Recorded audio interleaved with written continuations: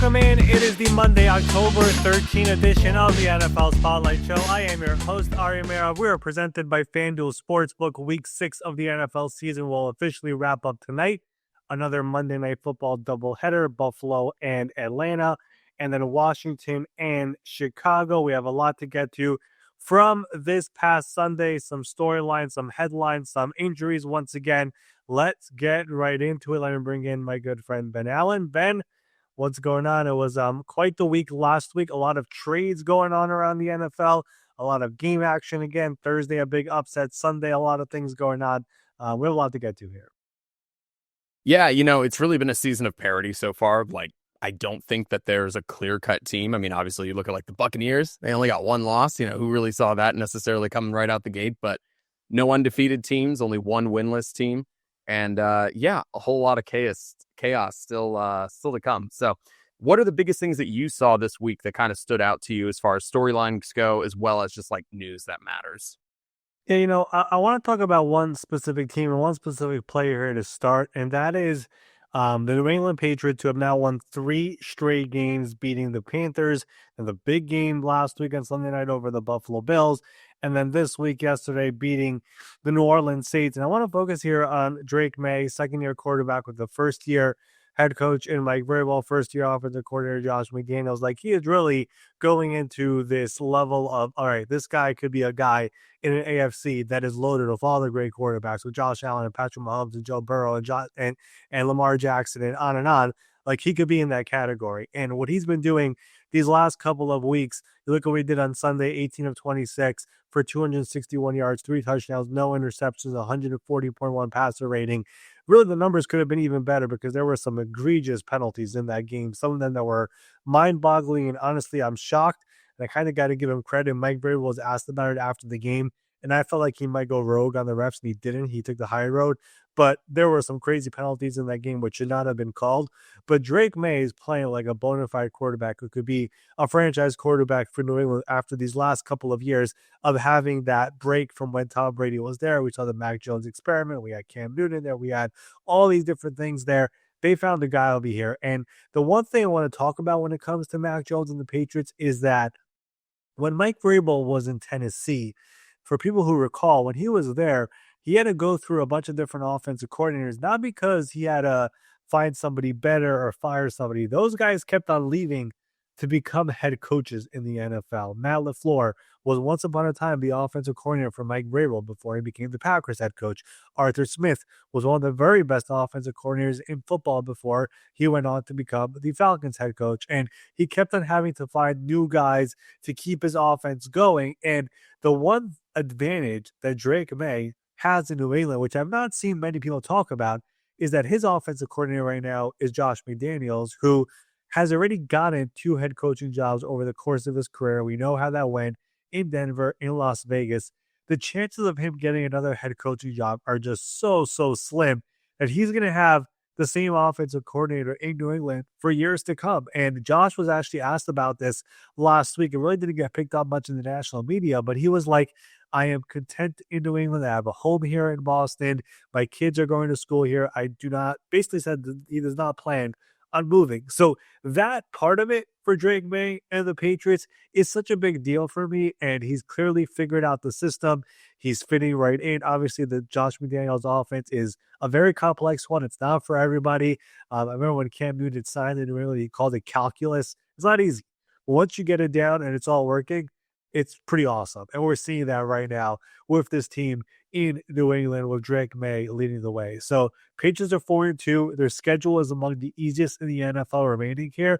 And I don't know how many people thought they would be a playoff team going into this year, but what Mike Vrabel has done with that team, the identity, the aggressiveness, the physicality, the smart football, the game management, of course, getting this play out of the quarterback, it's been pretty fun to watch. And now here they are 4-2 on the year in an AFC where they right now are in position to make the playoffs if this keeps on going on.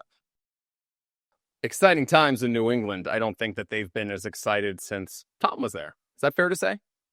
There was the 1 year where they made the playoffs with Mac Jones, which I guess they felt like, all right, maybe. But aside from that year, it's been a lot of lows. Last year was an embarrassment. People forget about the Jerome Mayer era. That was 1 year of terrible football with New England. And Robert Kraft made the move, moved on from after 1 year, and made the move for Mike Vrabel without really interviewing anybody else. This was his guy, and Mike Vrabel has brought the exact brand of football that New England needed. All right, Ari. While we had a big moment there for the New England Patriots with Drake Maye really cementing himself as one of the most exciting players in the game, one of the most exciting players in the game is now going to be done for the season, that with the San Francisco 49ers. Can you tell us a little bit about what's going on with Fred Warner? A gut punch in San Francisco, which has been a bunch of gut punches throughout the course of the year. They're now 4-2 on the year after the loss to Tampa Bay. And this is truly the heart and soul of that defense. And some people might call the best defensive player in football. Like, he is that intellectual, that smart, just that ahead of things, really is a film junkie, knows every little detail inside and out, get that defense prepared. He has been an outstanding player ever since he got into the NFL when he came in from BYU. And this is a devastating injury for San Francisco. It's an ankle fracture, a broken ankle. He needs surgery. A very, very bad injury. You saw it right away. Whenever they put an air cast on a player as he's being carted off, that's usually an indication that there is a fracture. So Kyle Shanahan, like we mentioned before on this show, he's very quick to the injuries. He'll tell you right after the game what happened. Some other coaches are going to do the coach talk and tell you, oh, we'll wait for the MRI tomorrow. We'll see later in the week, whatever. He gets straight to the point. But it's a very, very difficult injury for a team that has had endless injuries once again. It feels like every single year they go through this, but their two best defensive players, Nick Bosa, torn ACL, Fred Warner is now dealing with this ankle fracture, both of them out for the year. And of course, we know all the injuries they've had on the offensive side of the football as well, with George Kittle still on IR, Brandon Ayuk still recovering from his injury. Ricky Pearsall has missed the last couple of games. Of course, Brock Purdy has been in and out of the lineup. We have Jawan Jennings after the game revealing that he's playing with 5 broken ribs and a high ankle sprain, a low ankle sprain, a shoulder injury. I don't even know how he's playing. This team is truly, truly beat up, and the injuries keep on piling up. So you think about this past offseason in San Francisco, the 3 guys they paid big money to, Brock Purdy, George Kittle, Fred Warner, all of them are injured. And I look at this team, they're 4-2 in the year. John Lynch, their GM, basically said in a radio interview last week that they are in the trade market to try to find a pass rusher with Nick Bosa out for the year. I wonder if they're going to be also now in the linebacker market. And there's a couple of names I'm kind of keeping an eye on, primarily right now with the 0-6 Jets, who, of course, Robert Saleh was the head coach there.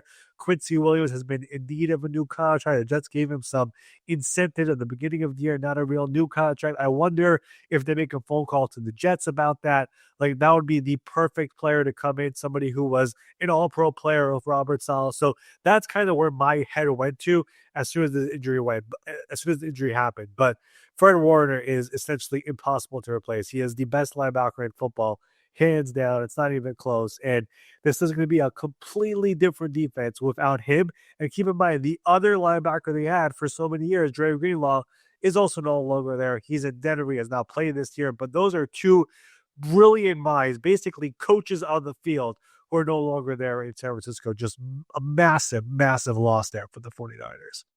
Not great in San Francisco right now. Definitely one of those teams that has seen the most injuries hit early in the year, albeit still above 500, unlike the Baltimore Ravens, who are 1-5 and made me clinically depressed. Anyway, I don't think John Harbaugh is necessarily on the hot seat unless you want to tell me otherwise, but I know that the hot seat is heating up for some of the guys in the NFL, both in the front office as well as the head coaches. Can you get a little bit into that?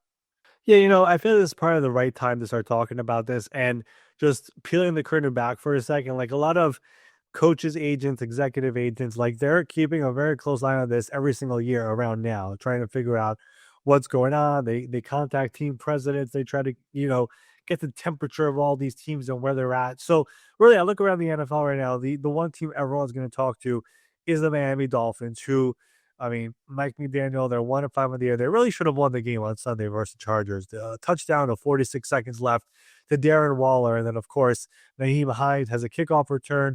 There's the crazy Justin Herbert Lavikowski play, get at the field goal range. Cameron Dick, who is basically almost perfect on the year, hits the game-winning field goal. But they should have won that game. They've had a lot of chances this year. The game before that versus Carolina last week, up 17-0 and losing that it's been some tough sledding over here for this Miami Dolphins team. But I look at what Tua said after the game about these player only meetings of people showing up to it late and maybe some players not showing up to it. Let me just clarify something that it really has nothing to do with the coaching staff, which Mike McDaniel actually said after the game as well. Player only meetings are always done by players only. So that's more of a leadership for the players, maybe even two on his own shoulders. Not necessarily a Mike McDaniel problem, but you look at that organization, you look at the team, you look at the fact that Stephen Ross at the end of the year had to put out a statement to announce that they're coming back. In league circles, that's always a warning shot. You better do well or else. So that's the first team people are keeping a very close eye on. As of late, there's been a lot of talk about the New York Jets and Aaron Glenn, who's off to an 0-6 start. I don't think it's going to happen. I think they're going to give him some time, but everything Aaron Glenn preached over the course of his press conference at the beginning when he was hired, to rookie training camp, to OTAs, to training camp, to the beginning of the season. It had just not been there. It's just not been there. The discipline, the being the physical the physical team, the aggressiveness, the smart football team.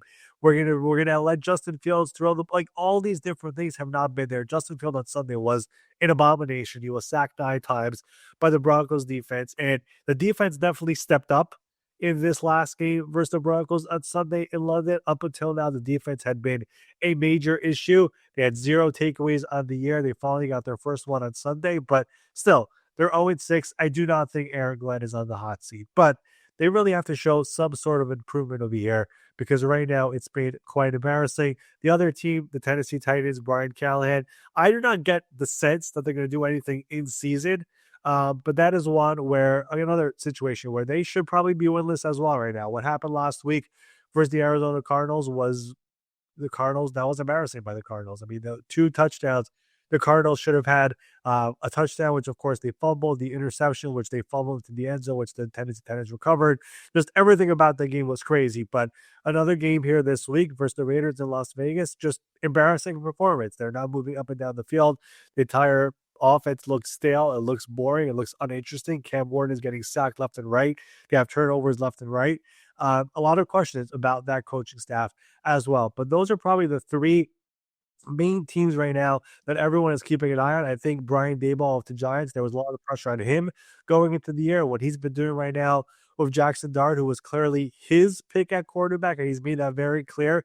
Everything about Jackson Dart has been his decision, his choice, his quarterback, his pick. So far, it's looking really good after that win on Thursday night. So I think he's in a good position right now. But those are probably the three main teams right now where people are like, all right, if nothing turns around over here as the season goes on, those are situations right now where people are looking at potential change. We'll see how the season goes. There's been some rumblings about what happened in Arizona with Jonathan Gannon. There's been some rumblings out there about the situation with a team like the the Cleveland Browns of Kevin Stefanski. Like those are all situations that have been floated around there. I don't get the sense of anything serious with those teams, but those were the three that I mentioned: the Dolphins, the Titans, and then to an extent the Jets. Those are the three that have been kind of brought up around league circles. Like, hey, what's going on over there? So those are right now where we are after week 6. It's funny that you mentioned Brian Daboll and the Giants, because obviously one of the reasons that they've had success has not only been Jackson Dart, but their running back in Cam Scatterbo. Quite the rookie duo there of guys in New York. It reminds me a little bit of some other rookies I've had there the past few years with Malik Neighbors and Tyrone Tracy Jr., who may not be getting that job back, it looks like. Good rookies making a big impact. Both guys that maybe now hindsight should have gone a little bit higher in the draft. And it got us thinking, there are some guys already, we hate to be the ones who jump in or like, let's redraft everything that already happened this past year in the NFL draft. But there's a few guys that are already standing out as like, holy, they should have been taken earlier. Do you want to go through some of these guys that already are looking like draft steals? And I assume one of them is going to be Cam Scatterbo. Yeah, I mean, we'll go through a few names here, because like you look back at the draft, it's like, well, that guy obviously should have went higher. Why didn't he? And some of these, I feel like everybody in the media was saying, why did that guy go so low? But he did, and now we were all right. Like there are some of those cases, like Emeka Egbuka throughout the pre-draft process. I was saying here on the show that he's just a good football player. He'll make plays for you. Don't overthink it. We said it over and over on this show. The Tampa Bay Buccaneers, one of the very best drafting teams in football. They saw that. They were like, listen, we have Chris Godwin, we have Mike Evans, we have, the McMillan who we drafted last year. We'll take him. He's a great football player. And of course, he has been outstanding, probably right there for Offensive Rookie of the Year as of right now. And he was picked in the 20s. I mean, he has over 450 yards on the year so far, has been a touchdown machine. He is dealing with now this hamstring injury, which he suffered on Sunday with the 49ers. But you saw it at Ohio State. You saw how good of a player he is. Like all the receivers that Brian Hartline works with turned out to be these exceptional players. And for whatever reason, NFL teams overthought it. So that's a pretty obvious one. That's a pretty common sense one. Not really one that people are surprised by with that pick. The second one for me here is one that also just shocked me when it happened in the draft. I don't get it. It makes no sense to me. Tyler Warren, the Colts tight end, going at number 14 overall. I don't get it. He was the best tight end prospect by far in this draft, in my opinion. The Bears took Colston Loveland, who I think will have a great career as well. But I had Tyler Warren going to the Jets at number 7 in my mock draft, which people were like, "Oh, it's high for a tight end." What like we saw what Brock Bowers did the year before. If you add that type of a player to your offense, the entire offense changes. It's unbelievable. And you hear how Daniel Jones, who's having his rejuvenation as well this year, talk about Tyler Warren. He's like, he just understands the way to run routes and where the holes are and where the space is. He basically reads the quarterback's mind while running a route. Like, whenever you hear a quarterback say that, it shows how special Tyler Warren is. He did everything at Penn State, and Shane Steichen is using him in every possible way. He's lining him up at every possible place, in line tight end, in the slot, outside, at running back, giving him handoffs. He's thrown a couple of passes. Like, they're using him in all these different ways, and that has opened up the entire offense for everybody else. I do not know for the life of myself why did he fall to number 14.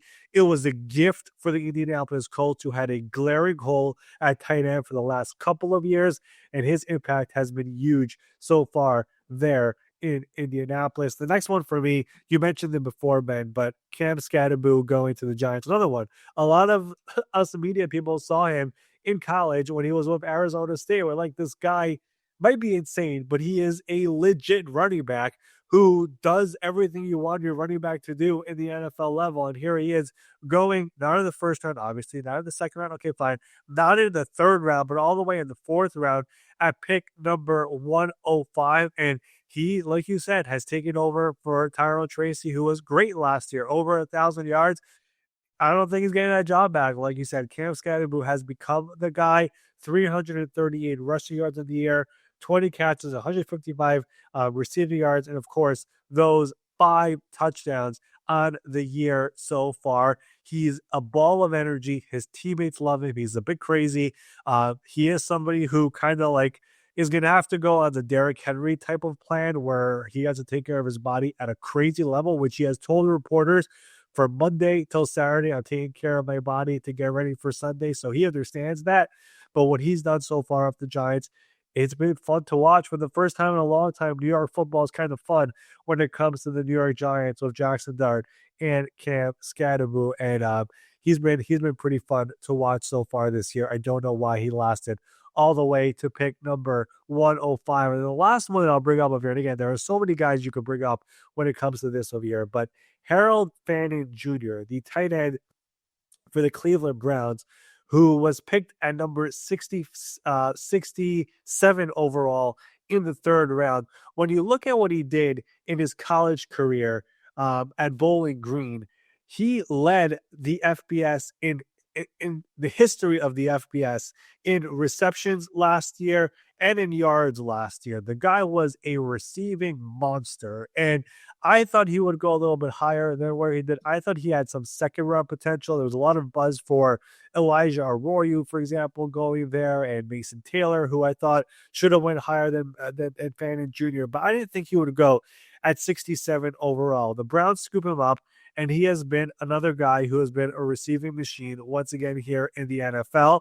He definitely has some good rhythm and some good consistency there with the new quarterback in Dylan Gabriel. He was targeted a bunch of times on Sunday versus the Pittsburgh Steelers, and he has been so good so far that I think David Njoku, who's in the final year of his contract, who is a great tight end, is probably available for trade over here before the trade deadline. I think Harold Fannin Jr. is the future at the position. He is a really good player, a really good receiving tight end to the extent that I think the tight end who's been there for a very long time as a former first round pick out of the University of Miami, David Njoku, could be available before the trade deadline. So those are some of the names over here that kind of caught my eye throughout so far this year. I think all these guys have tremendous futures of the year in the NFL, and those teams who got them are very lucky to have them.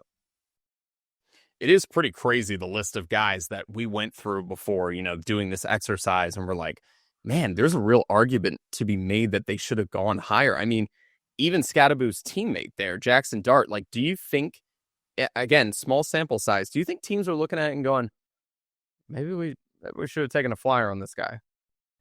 I mean, it's definitely something. Listen, we said it throughout the pre-draft process. I think there were people in the personnel department who are not the Jackson Dart camp with the Giants.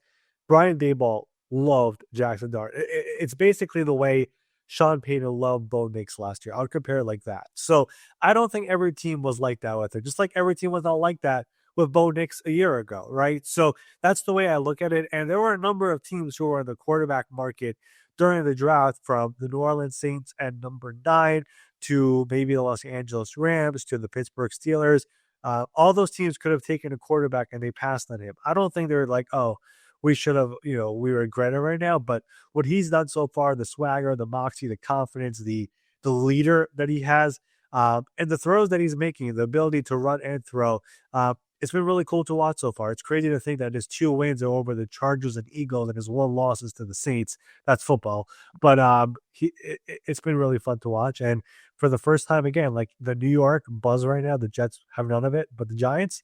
You look at the city, you look at the back paper, you look at all of it. Like there's like, oh, there's some hope over here for the first time. It's a shame they don't have Malik Neighbors for this run right now, but the future at least is a little bit bright over here for the Giants with some of the players they have. And all on rookie contracts. All on rookie contracts. Maybe it's the upcoming season that they spend a little bit of money. Possible? Let's not make it sound like they don't spend money. They definitely spent some money on players. I mean, Brian Burns, and they signed Javon Holland and Paulson Adebo and Dexter Lawrence, not a big contract. There are players they spent on. But there's definitely now, whenever you have the quarterback on the rookie contract, that opens up everything for you, right? So that's definitely something that they can keep on improving this roster, and hopefully they keep on, being in games and winning some games and showing some improvement. And Jackson Dart is the answer. Again, it's only 3 games. The game versus the Saints, there were some just turnovers galore in that game, of course. So you want to see it over a larger sample size over here. But what they were getting out of Russell Wilson and all those different things, it was not working. And now they have a guy. And I want to say one thing about the Giants. I want to give credit to Jameis Winston, because Jameis Winston has been massive for Jackson Dart. He's been the guy who has taken Jackson Dart under his wing and basically teaching him the ins and outs of the game, and on the field, off the field, how to watch film. People don't really know this, but it's been all Jameis Winston. And over the course of preseason and regular season, when there's been quarterback injuries around the NFL, the Giants have been adamant to teams they're not moving on from Jameis. You could offer whatever you want. They're not doing it. It's because Jameis has been under his wing the entire time. You see them eating the W's and all that. They have like a merch company coming out together. Like, they've been pretty fun. But Jameis has been there the entire time as a mentor. They signed him to a 2-year contract. He loves that role. If you talk to Jameis, he'll tell you, Drew Brees did it for me. I feel like I owe it to other quarterbacks. So he's been doing it for Jackson Dart, and you're seeing it a little bit here so far through 3 games. Love me some Jameis Winston. I'm going to give you a couple other names here real quick. You tell me if they are also in that category of guys that have been steals. I mean, Gray Zabel, Carson Schlesinger, Ja'Cory Krosky-Merritt, maybe not quite as much hype, hasn't quite lived up to the crazy hype that he got in the fantasy drafts, but still, for a guy where he went in the draft, has provided quite a bit of talent. Torrey Horton with the Seahawks, Will Johnson with the Cardinals. Like, I think those are all safe to say as well, that those are guys that if we were running this again, back in April, they're probably going a little bit higher. Yeah, I mean, especially the guys you mentioned in the back end, like the Bill Merritt and the Torrey Horton, like those, right? Like those guys, when you're able to find talent at that part of the draft and he's making an impact as a rookie, like that's okay, you found somebody. Like, like Gray Zabel was taken in the first round and he's an offensive lineman, but like you expect your first round picks to eventually hit. And of course, the reason I mentioned Warren and Ibuka because I just thought it just makes sense for those guys to go earlier than where they did. But whenever you're able to find the guy later in the draft, the entire Browns draft class, let's just say that for a second, like we keep on harping on Shador Sanders, talking about Shador, like can we talk about the fact the rest of their draft class has been awesome so far? I mean, Mason Graham This is has good. played really. Carson Schwarzenegger has been really good. Judkins didn't have really a good game here this past week versus the Steelers on Sunday, but like up until now, he's been really good. Harold Fanner Jr., we mentioned him before. He's been really good. Dylan Gabriel versus the Vikings in that game, he was pretty good versus Brian Flores defense. I mean, his first two games have been versus the Vikings and Steelers in London and in Pittsburgh. Like, there's guys on this team where it's like, can we stop talking about Shador so much and like focus on everybody else for a second? So, give credit to the Browns and their personnel department, which so far it's looking pretty good. So, definitely some credit to go around over here from the 2025 NFL Draft. Well, the NFL draft is one of the most important ways to be able to build a roster in the NFL. And another one of the best ways is to be able to work the trade market, particularly when it comes to this time of year, because the trade deadline is going to be here sooner than we realize it. It seems to hit us early every year, even though they moved it back a little bit. It still feels like it comes quickly. So we're going to have a special guest on tomorrow to talk a little bit about that. Do you want to go ahead and peel the curtain back and give the people a little bit of a heads up as to what the episode tomorrow is going to be like? Yeah, so obviously we also had trades that happened last week. Joe Flacco was traded, Odafe Owe was traded, Malloy Gilman was traded. Like there were just trades galore around the NFL, and it's heating up. I mean, it's just happening already. It's really, of course, there's the Greg Newsome, Tyson Campbell trade. Like there's been so many, it's hard to keep up with all of it. And I've kind of been waiting for the right time to when to bring this person on. Mike Tannenbaum, the founder of the 3013, former NFL GM of the New York Jets, the Miami Dolphins, somebody who many of our guests that we've had over the years all got their starts thanks to Mike Tannenbaum, including Mike Greenberg, the vice assistant GM, was on the show a few weeks ago. He's an integral part of what a lot of people around the NFL. So Mike has been around the NFL forever, knows quite literally everybody. And we wanted to find the right time to bring him in to talk about the expertise of a front office and the trades and how it all goes down and all the little nitty gritty stuff that fans truly don't see. Because, we all play Madden, for example, do trades, it takes 5 minutes. Like, that is not the way it works when it comes to NFL teams and organizations and players and doing trades and the physicals and the salaries and all these different things, all the details about how that all unfolds. I wanted to bring on Mike Tannenbaum. He's going to be our special spotlight guest of the week for tomorrow as we talk about all of those intricacies as we lead up to the NFL trade deadline at the start of November. And mark my words, there will be a lot more trades coming up starting this week and more throughout the next month around the NFL. It might be the busiest NFL trade deadline we've had in history. That's the way I look at it right now for this year. But that will do it here for our Monday, October 13th edition of the NFL Spotlight Show. Like I said, we will be back here tomorrow with Mike Tannenbaum talking about the NFL trade deadline, the market, and everything you need to know about the details of it. And we will see all of you here tomorrow.